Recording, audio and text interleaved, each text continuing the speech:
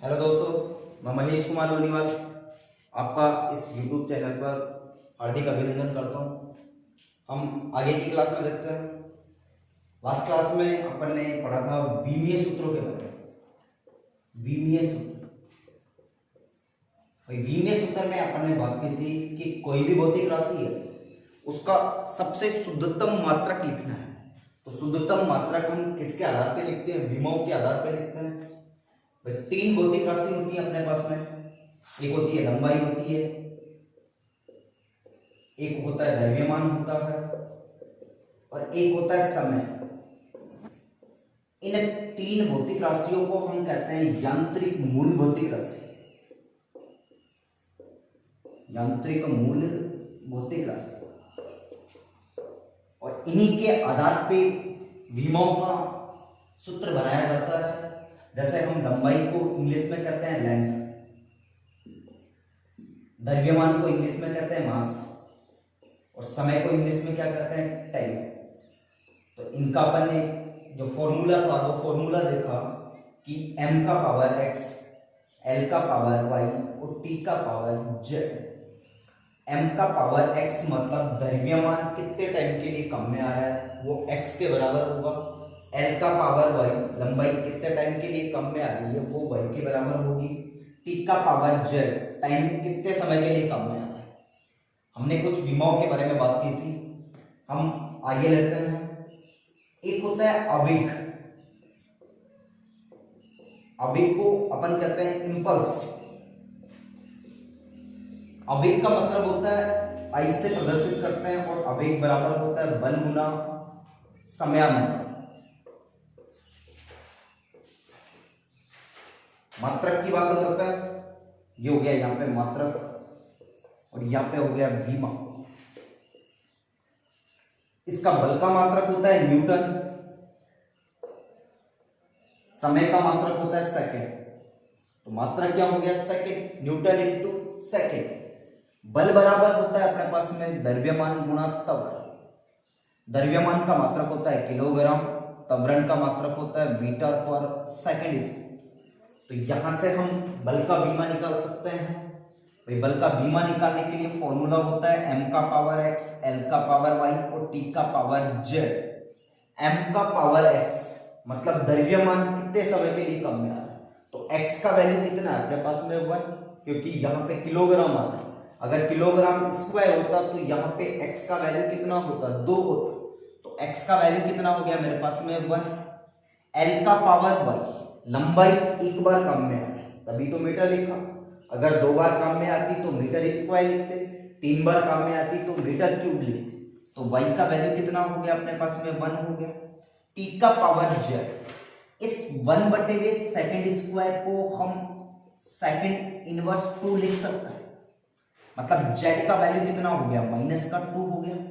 तो z का value क्या हो गया? -2। तो x, y और z इसका मान इसमें रख दें अपने पास में। तो यहां पे मेरे पास में हो गया m का पावर 1, l का पावर 1, t का पावर -2। ये अपने पास में किसका बीमा निकल गया? बल का बीमा निकल गया। और यहां से हम समय का बीमा निकालें तो t1, तो -2 प्लस का 1 कैंसिल हो जाएंगे। तो यहाँ पे क्या बच गया अपने पास? -1 बच गया। तो यहाँ पे आवेग का बीमा क्या निकलेगा? m1 l1 t -1।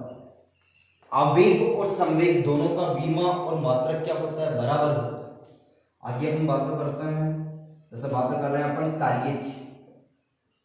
कार्य वर्क, कार्य का मतलब होता है किसी भी पिंड पर लगने वाला बल, और विस्थापन का जो गुणनफल होता है वो किसके बराबर होता है? कार्य के बराबर। मतलब कार्य बराबर क्या हो गया अपने पास में? बल गुना विस्थापन हो गया। बल का मात्रक क्या होता है अपने पास में? न्यूटन होता है, और विस्थापन का मात्रक क्या होता है? मीटर। तो यहां पे बीमा निकाल सकते हैं। तो बल का बीमा हमने पहले भी निकाला था, m1 l1 t -2 हो गया। तो यहां से मेरे पास में क्या हो गया? m1 l1 t -2 हो गया। ये बीमा हो गया बल का। मीटर, लंबाई का बीमा है l1, क्योंकि लंबाई एक बार कम में आ रही है। तो यहाँ पे L1 L1 L2 हो गया, तो ये मेरे पास में बीमा क्या हो गया M1 L2 T माइनस 2। ठीक है, आगे अपन बात करते हैं। एक होता है शक्ति, शक्ति बराबर होता है पावर, जिसे अपन क्या कहते हैं पावर। पावर बराबर होता है, इसको अपन विद्युत शक्ति भी कह सकते हैं। P से प्रदर्शित करते हैं तो विद्युत शक्ति बराबर होता है कार्य बटे वे समय, कार्य बटे वे समय। कार्य का ये जो अपने पास में न्यूटन इंटू मीटर जो मात्रक निकल, इसको एसआई पद्धति में हम कहते हैं जूल। एसआई पद्धति में कार्य का मात्रक क्या होता है जूल होता है, तो कार्य का मात्रक तो क्या निकल गया जूल, और समय का मात्रक क्या होता है सेकंड। तो इस विद्युत शक्ति का जो मात्रक निकला है वो क्या निकला है अपने पास में जूल पर सेकंड निकल गया। तो यहां से अपन सबसे पहले कार्य का बीमा निकालें, तो कार्य का बीमा क्या होता है M1 L2 T माइनस 2 जो अपन ने पहले निकाला था, और समय का बीमा क्या होता है T1 होता है, क्योंकि समय एक बार कम में आ रहा है। तो यहां से अपन कार्य का बीमा लिखें तो M1 L2 T minus 2 upon T1, इसको हम ऊपर लेंगे तो माइनस का हो जाएगा, तो माइनस का 2 और माइनस का 1 माइनस का 3 हो गया। तो यहां से अपने पास में जो शक्ति होगा इसका बीमा क्या निकलेगा M1 L2 T माइनस 3। ये बीमा किसका निकल गया अपने पास में विद्युत शक्ति का। और आगे अपन बात करते हैं और बीमाओं के बारे में।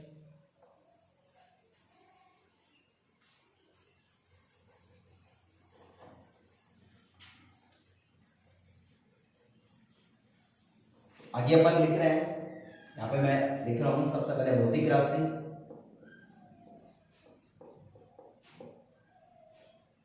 उसका सूत्र क्या होता है, फिर हो गया उसका मात्रक, और फिर हो गया अपने पास में उसका बीमा। आगे अपन बात कर रहे हैं, एक होता है आवेश, आवेश एक आवेश की बात करते हैं। इससे पहले मैं बात कर रहा हूं धारा के बारे में, क्योंकि धारा का समझेंगे तब अपने पास में आवेश और भी बेटर समझ सकते हैं। तो धारा बराबर होता है आवेश बटे वे समय, धारा बराबर क्या होता है आवेश बटे वे समय। आवेश का मात्रक कूलम होता है, आवेश का मात्रक क्या होता है कूलम। यहां पे लिख रहे हैं धारा बराबर आवेश बटे वे समय, आवेश का मात्रक होता है कूलम और समय का मात्रक क्या होता है सेकंड। तो आवेश का मात्रक क्या हो गया कूलम पर सेकंड, कूलम प्रति सेकंड, और इससे ही अपन क्या कहते हैं एम्पियर। इसका अपन बीमा निकालते हैं, तो सबसे पहले आवेश का मात्रक निकालना है। तो आवेश बराबर क्या होगा, आवेश बराबर होगा क्रॉस मल्टीप्लाई करवा देंगे तो आवेश बराबर क्या होगा धारा गुना समय। धारा का मात्रक क्या होता है एम्पियर, समय का मात्रक क्या होता है सेकंड, और ये किसके बराबर होता है कूलम के बराबर होता है। ये किसके बराबर होता है कूलम के बराबर। तो हम आवेश का बीमा निकालें तो धारा मूल भौतिक राशि, धारा कौन सी राशि है मूल भौतिक राशि, और समय भी कौन सी राशि है मूल भौतिक राशि। तो इनके आधार पे भी अपन बीमा लिख सकते हैं। फॉर्मूला होता है अपने पास में m का पावर x, l का पावर y, t का पावर z। तीन भौतिक राशियों के आधार पर बीमाओं का सूत्र बनाया जाता है, लेकिन कुछ विशेष परिस्थितियों में इन मूल भौतिक राशियों के आधार पे भी बीमा लिख सकते हैं। तो यहाँ पे m का पावर x मतलब द्रव्यमान काम में नहीं आ रहा, तो x का वैल्यू कितना हो गया अपने पास में 0, तो m का वैल्यू कितना हो गया 0। l का पावर y मतलब लंबाई कितने समय के लिए, लंबाई काम में नहीं आ रही आवेश में, तो l का वैल्यू भी कितना 0। t का पावर z समय कम में आ रहा है कितने सेकंड के लिए, एक बार कम में आ रहा है मतलब t का वैल्यू 1। धारा का मात्रक होता है एम्पियर, धारा एक मूल भौतिक राशि मतलब एम्पियर को अपन A1 लिख सकते हैं, तो यहां से मेरे पास में जो आवेश है इसका जो विमीय सूत्र निकलेगा वो क्या निकलेगा, A1 T1 निकलेगा। और इसी के आधार पे हम इस धारा का विमीय सूत्र लिख सकते हैं। तो आवेश का विमीय सूत्र क्या निकलेगा मेरे पास, A1 T1 निकलेगा। और यहाँ पे समय का विमा क्या होता है, T1 होता है, ऊपर लेंगे माइनस का हो जाएगा, तो माइनस का 1 प्लस का 1 कैंसिल हो गया, तो यहां से ये कैंसिल हो गया। तो अपने पास में जो धारा है इसका विमीय सूत्र क्या होता है, A1 होता है। धारा का विमीय सूत्र क्या होता है, A1। और इसी के आधार पे हम आवेश का विमीय सूत्र भी बता सकते हैं कि आवेश बराबर क्या होगा अपने पास में, आवेश बराबर क्या होगा, धारा गुना समय। आवेश बराबर क्या होगा, धारा गुना समय। धारा का मात्रक क्या होता है, एम्पियर, अभी अपन ने देखा। समय का मात्रक क्या होता है, सेकंड, और इसे हम क्या कहते हैं, कूलम्ब कहते हैं। और इसी के आधार पे विमा लिख सकते हैं, धारा मूल भौतिक राशि, विमीय सूत्र क्या A1 और समय T1, जो अपन ने पहले भी निकाल चुके। ठीक है, इसी के बाद में अपन आगे बात करते हैं। एक होता है जड़त्व आघूर्ण। जड़त्व आघूर्ण, भाई जड़त्व आघूर्ण बराबर होता है, जड़त्व आघूर्ण बराबर होता है अपने पास में द्रव्यमान गुना दूरी का स्क्वायर। आई से प्रदर्शित करते हैं, आई बराबर क्या होता है, एम आर स्क्वायर। एम का मतलब होता है द्रव्यमान, आर का मतलब होता है दूरी, दूरी का स्क्वायर होता है। तो अपन यहां से इसका मात्रक लिखें तो द्रव्यमान का मात्रक क्या होता है, किलोग्राम। दूरी का मात्रक होता है मीटर, दूरी का स्क्वायर हो रहा है तो मीटर का भी क्या होगा, स्क्वायर, तो किलोग्राम मीटर स्क्वायर। तो अपने पास में जड़त्व आघूर्ण का जो मात्रक निकलेगा वो क्या निकलेगा, किलोग्राम मीटर स्क्वायर। और इसी के आधार पे हम विमा लिखे तो फॉर्मूला था अपने पास में m का पावर x, l का पावर y और t का पावर z। m का पावर x, द्रव्यमान एक बार कम में आ रहा है, मतलब x का वैल्यू कितना हो गया अपने पास में 1 हो गया। l का पावर y, समय दो बार कम में आ रहा है, मतलब y का वैल्यू कितना हो गया 2, और z कम में नहीं आ रहा, मतलब 0। x, y और z इन तीनों का वैल्यू इसमें पुटअप करेंगे तो अपने पास में विमा क्या निकलेगा, m1 L2 T0। ये जो विमा निकला है किसका निकला है, जड़त्व आघूर्ण। एक होता है गुरुत्वीय त्वरण, गुरुत्वीय त्वरण स्मॉल g से प्रदर्शित करता है। गुरुत्वीय त्वरण स्मॉल g बराबर होता है गुरुत्वीय वेग बटे वे समय, गुरुत्वीय वेग बटे वे समय। कि कोई भी पिंड है यदि गुरुत्वीय क्षेत्र में गति कर रहा है तो उसके वेग में समय के साथ कितना परिवर्तन होता है, इसको अपन क्या कहते हैं, गुरुत्वीय त्वरण कहते हैं। वेग, वेग का मात्रक होता है मीटर और समय का मात्रक क्या होता है, सेकंड। तो गुरुत्वीय त्वरण का विमा निकाले तो यही बात, फॉर्मूला m का पावर x, l का पावर y और t का पावर z है। तो x का वैल्यू क्या हो गया मेरे पास में 0, क्योंकि द्रव्यमान कम में नहीं आ रहा, तो यहाँ पे x का वैल्यू तो क्या हो गया 0। आगे अपन बात कर रहे हैं l का पावर y, लंबाई कम में आ रही है कितने समय के लिए, एक टाइम के लिए, तो y का वैल्यू कितना हो गया मेरे पास में 1। t का पावर z, 1 बटे वे सेकंड को हम सेकंड इनवर्स लिख सकते हैं, क्योंकि सेकंड इनवर्स 1 बटे वे सेकंड के इक्वल होता है। तो यहाँ पे z का वैल्यू कितना हो गया, माइनस का 1 हो गया। तो x, y और z इन तीनों का वैल्यू इस फॉर्मूले में अप्लाई करेंगे तो अपने पास में m0 L1 t माइनस 1 के बराबर होगा, या फिर इसको अपन ऐसा भी लिख सकते हैं L1 t माइनस 1 भी लिख सकते हैं।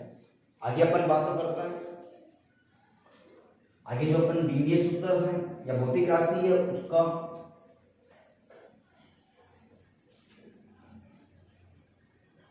नेक्स्ट अपनी भौतिक राशि है वो है गुरुत्वाकर्षण का सार्वत्रिक नियतम। गुरुत्वाकर्षण का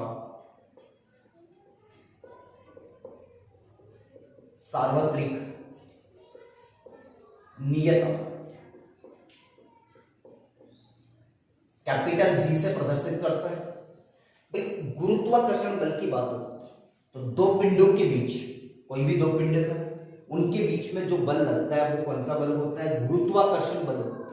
और इस गुरुत्वाकर्षण बल को एफ जी से प्रदर्शित करता है और गुरुत्वाकर्षण बल बराबर होता है जी m1 m2 upon x square.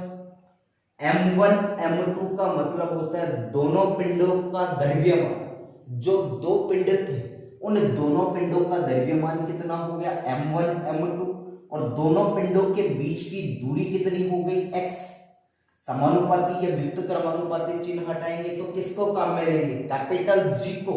और इस कैपिटल जी को हम क्या कहते हैं? गुरुत्वाकर्षण का सार्वत्रिक नियत। तो सबसे पहले हम इसका मात्रक निकालते हैं, इसका फॉर्मूला निकालेंगे।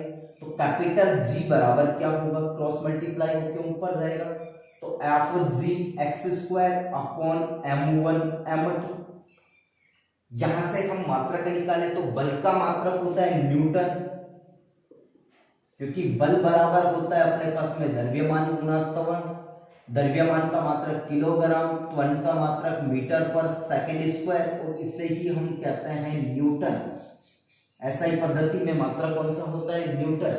तो बल का मात्रक हो गया न्यूटन। एक्स का मतलब होता है दोनों पिंडों के बीच की दूरी। दूरी का मात्रक होता है मीटर। दूरी का स्क्वायर है तो यहां पे क्या हो जाएगा? मीटर स्क्वायर अपॉन द्रव्यमान का मात्रक होता है किलोग्राम। तो m1 का मात्रक भी किलोग्राम, तो m1 का भी किलोग्राम और m2 का भी क्या हो गया? किलोग्राम। तो kilogram into kilogram, kilogram square हो गया। तो अपने पास में गुरुत्वाकर्षण का जो नियतांक होता है उसका जो मात्रक निकलता है वो क्या निकलता है? Newton metre square upon kilogram square. और इसी के आधार पे हम बीमा निकाल सकते हैं। तो सबसे पहले बल का बीमा निकाले तो बल का अपन ने लास्ट में निकाला था कि बल का बीमा होता है m1 l1 t माइनस 2।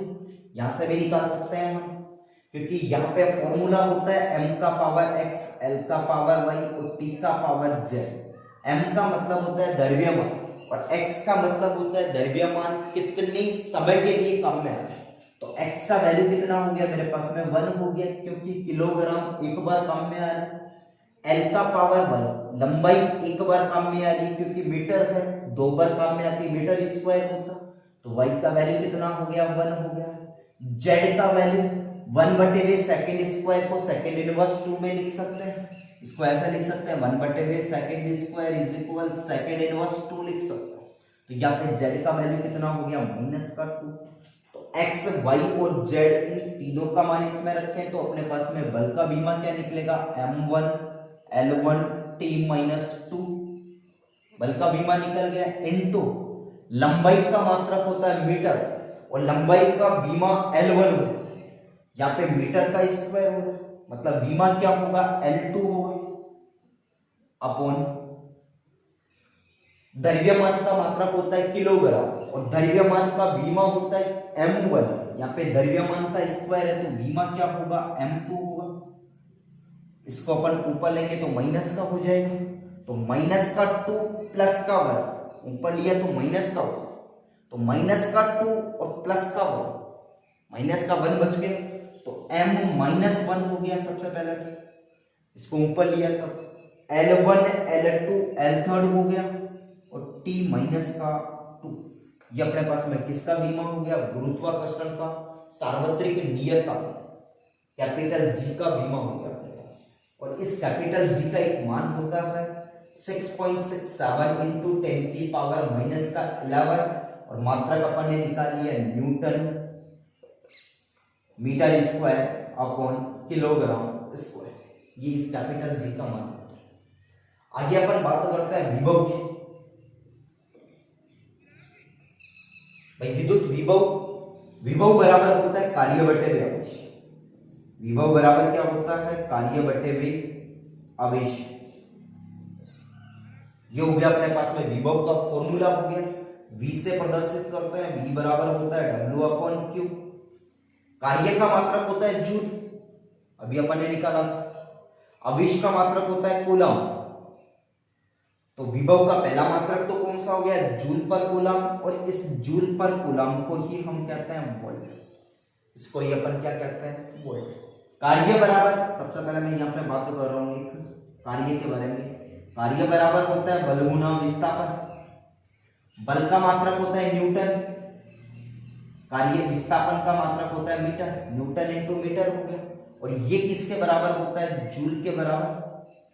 पहला तो इस तरीके से कर सकते हैं अपन, न्यूटन बल का बीमा निकाले तो बल का बीमा निकाले तो बल का बीमा कितना होता है, m1 L1 T-2 होता है। यहाँ से विस्थापन का मात्रक होता है मीटर, तो यहाँ पे विस्थापन का बीमा क्या होगा, L1 होगा। तो यहाँ पे इसका कार्य का बीमा क्या निकलेगा, m1 L2 T-2। अपने पास में कार्य का बीमा निकल गया, तो कार्य का बीमा लिख सकते हैं अपन यहाँ पे। तो m1 L2 T-2 किसका बीमा हो गया अपने पास में, कार्य का बीमा। अभिश का बीमा होता है, अभिश बराबर होता है धारा बराबर होता है अभिश बटे वे समय। धारा बराबर क्या होता है, अभिश बटे वे समय। तो अभिश बराबर क्या होगा, धारा गुना समय। अभिश बराबर क्या होगा, धारा गुना समय। धारा का मात्रक होता है एम्पियर और समय का मात्रक क्या होता है, सेकंड। धारा एक मूल भौतिक राशि है। धारा कैसी राशि है, मूल भौतिक राशि। और इस धारा का बीमा होता है A1 होता है और समय का क्या होता है, T1। तो अपने पास में अभिश का बीमा क्या निकल गया, A1 T1 निकल गया, जो अपने पहले देख लिया। तो A1 T1, इसको अपन ऊपर लेंगे तो माइनस का हो जाएगा, तो ये ऊपर लेंगे तो माइनस का, तो T-2 और ऊपर गया माइनस का 1, तो माइनस का 2 माइनस का 1 माइनस का 3 हो गया। तो यहां से अपने पास में विभव का बीमा निकल गया m1 L2, ऊपर लिया माइनस का 1 माइनस का 2 और माइनस का 1 माइनस का 3 हो, माइनस का 3 और A माइनस का 1 हो। अब आगे अपन बात करते हैं, एक होता है विभवांतर, एक क्या होता है, विभवांतर। विभवांतर विभव के बराबर होता है। विभवांतर और विभव दोनों का मात्रक और बीमा हमेशा बराबर होता है। इसी के साथ अगली क्लास में हम नया टॉपिक लेंगे। Okay, thank you.